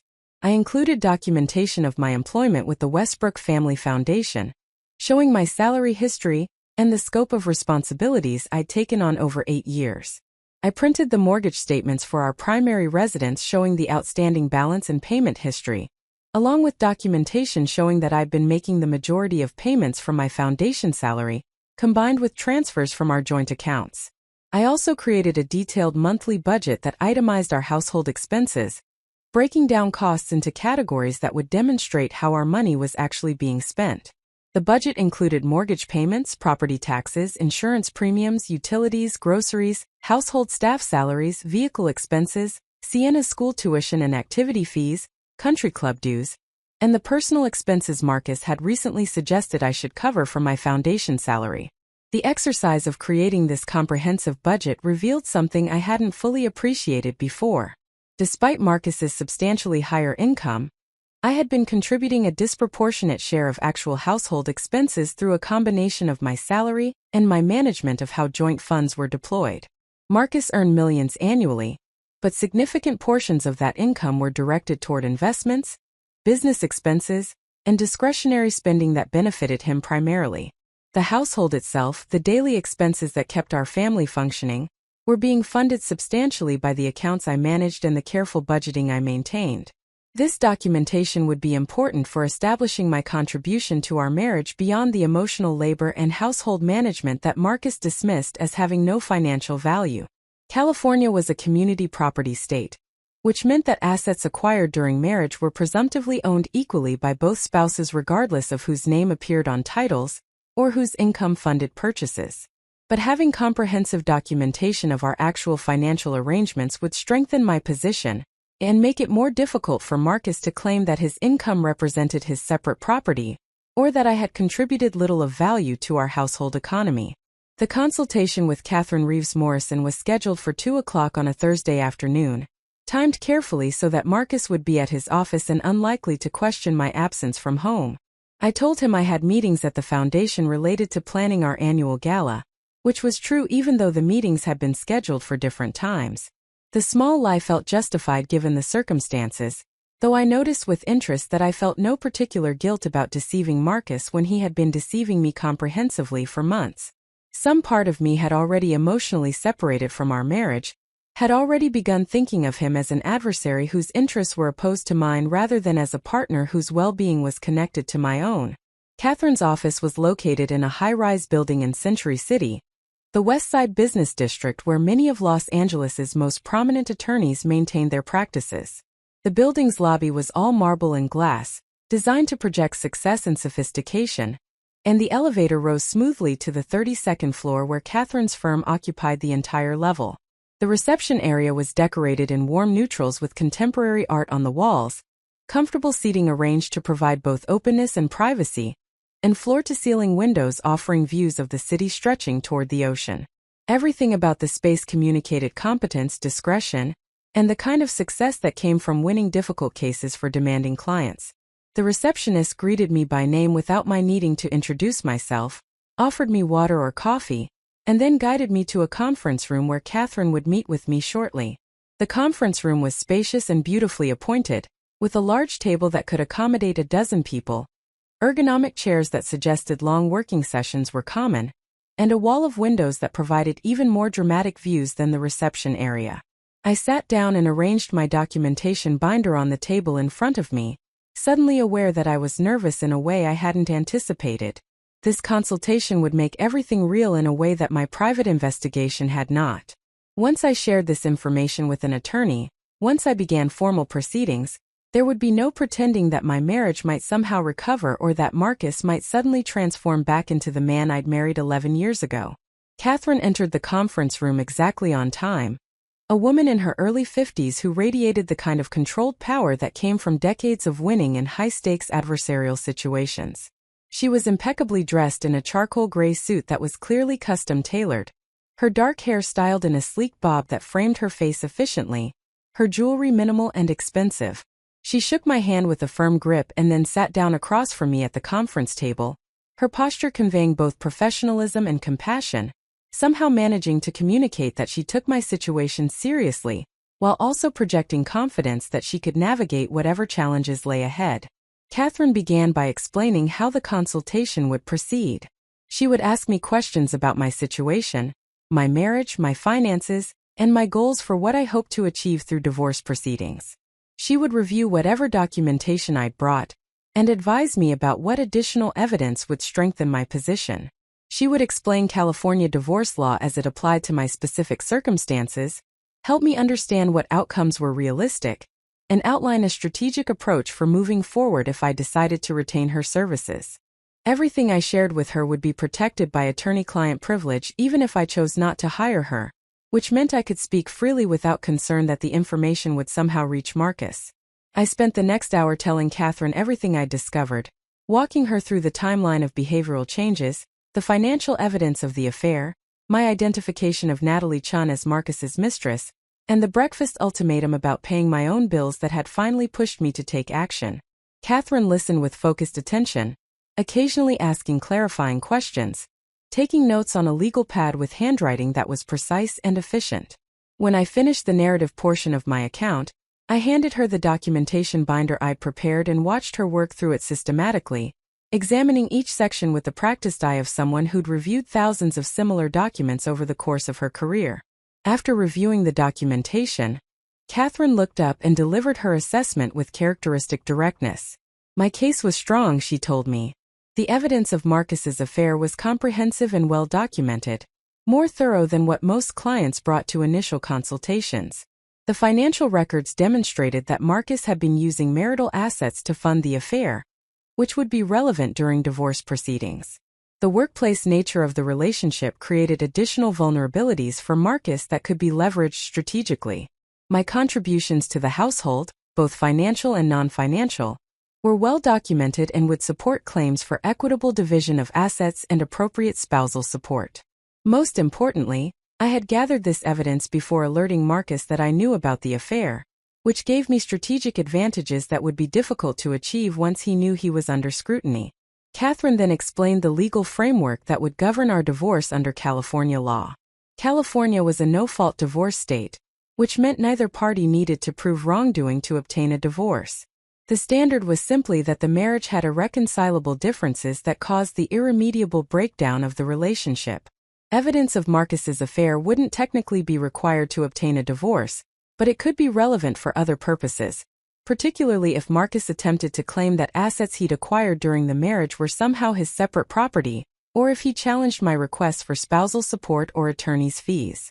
The community property principle meant that all assets acquired during our marriage, regardless of whose name they were in or whose income purchased them, were presumptively owned equally by both spouses.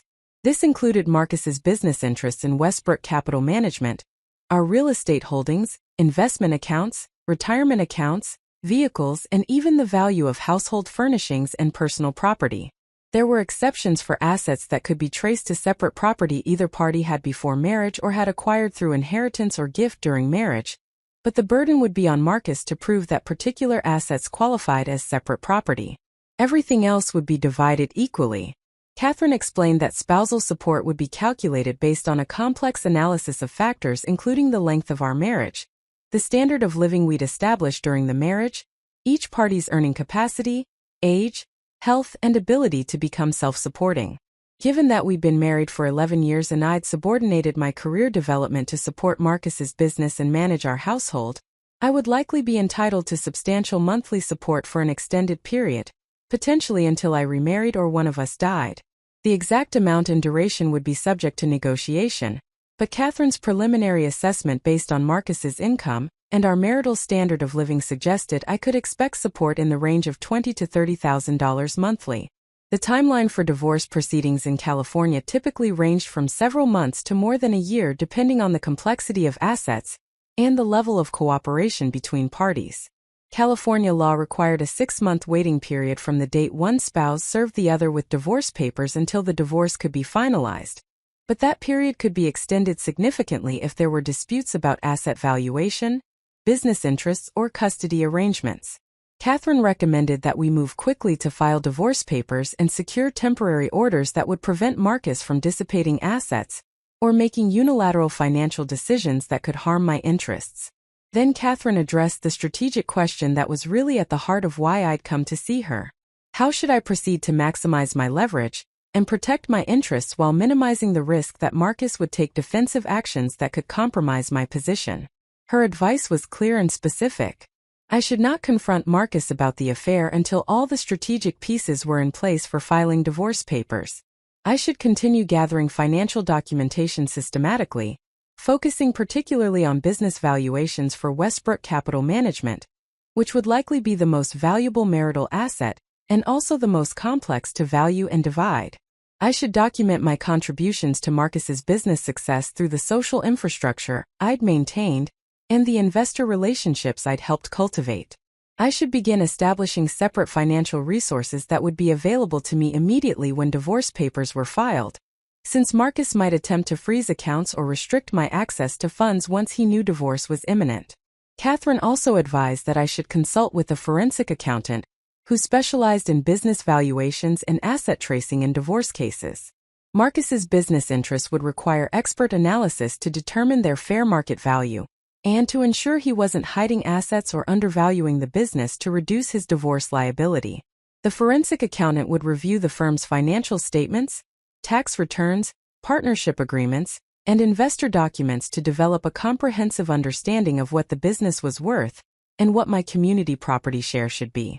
This analysis would be expensive, Catherine warned, probably $25,000 to $35,000 for a thorough valuation, but it would be essential for protecting my interests given the size and complexity of Marcus's business holdings. I asked Catherine about the $18 million asset freeze that Jennifer had mentioned when describing her own divorce. Catherine explained that once divorce papers were filed, we would simultaneously request automatic temporary restraining orders that would prevent Marcus from transferring, concealing, or dissipating marital assets. These orders were standard in California divorces and would be issued automatically when the divorce petition was filed. They would prohibit Marcus from selling property, moving money out of accounts, canceling insurance policies, or taking other actions that could harm my financial interests. Violating these orders would constitute contempt of court and could result in significant penalties including fines, attorney's fees, and even jail time in extreme cases. Beyond the automatic restraining orders, Catherine explained, we could also request additional protective measures if we had evidence that Marcus was at risk of hiding or moving assets. Given his business sophistication and the affair-related expenses I documented, we could make a strong case for enhanced asset protection measures including requiring Marcus to provide detailed accountings of all business transactions, freezing business accounts pending valuation, and potentially requiring him to post a bond to ensure he didn't transfer assets. The goal would be to create a comprehensive freeze on his ability to move money or assets in ways that could compromise the community property estate before it could be properly valued and divided. I asked about timing. When should I move forward with filing? Catherine's recommendation was that I should spend the next 2 to 3 weeks gathering additional documentation, particularly focusing on Marcus's business records and establishing my separate financial resources. During that time, she would work with the forensic accountant to begin preliminary valuation work on Westbrook Capital Management, prepare the divorce petition and supporting documents, and develop a comprehensive strategy for how to serve Marcus in a way that maximized our strategic advantage while minimizing the opportunity for him to take defensive actions. Once everything was ready, we would file and serve simultaneously, catching Marcus off guard before he had time to move assets or prepare a defense. Catherine also addressed something I hadn't considered, but that she said was important for many of her clients. How did I want Marcus to be served with divorce papers? Some clients preferred private service at home or office to minimize public embarrassment. Other clients, particularly those whose spouses had been publicly humiliating or had shown particular arrogance about the marriage, preferred more public service that would make the divorce filing visible to colleagues, business associates, or social circles. The choice was mine, Catherine said, but she recommended I think carefully about what outcome I wanted to achieve. If my goal was simply to divorce efficiently with minimal conflict, private service was better. If my goal included making Marcus understand that his actions had consequences, and that I would not be quiet or ashamed about his behavior, public service sent a stronger message. I thought about Marcus's breakfast ultimatum, the casual cruelty with which he told me to pay my own bills, the months of lies and deception, the thousands of dollars of marital funds spent on hotel rooms and dinners with Natalie Chan. I thought about how he'd dismissed my contributions to our household and his business, how he'd made me feel small and dependent and grateful for access to money that was legally half mine under California community property law. I thought about how he'd likely expected I would simply accept his ultimatum and adjust my spending accordingly, would remain quietly compliant while he continued his affair and treated me as a domestic employee rather than an equal partner. I told Catherine that I wanted Marcus served at his office during a time when it would be visible to his colleagues and staff. I wanted him to understand that I would not be making myself small or protecting his reputation at the cost of my dignity. I wanted there to be consequences that extended beyond just the financial and legal ramifications of divorce. I wanted him to feel a fraction of the humiliation I'd felt watching him kiss another woman in a parking lot, discovering that he'd been lying to me for months, realizing that the man I'd built a life with viewed me as an expense to be managed rather than a person to be valued. Catherine nodded with an expression that suggested she'd seen this response many times before and understood exactly what drove it. She made a note on her legal pad and then outlined what the next 3 weeks would look like. I would continue my documentation efforts, gathering business records and establishing separate financial accounts. Catherine would work with her forensic accountant colleague to begin valuing Westbrook Capital Management. Her office would prepare all the necessary divorce documents including the petition, temporary restraining order requests, and financial disclosures. We would stay in regular communication, with Catherine available by phone or email if I discovered anything new or if Marcus's behavior changed in ways that suggested he might be suspicious.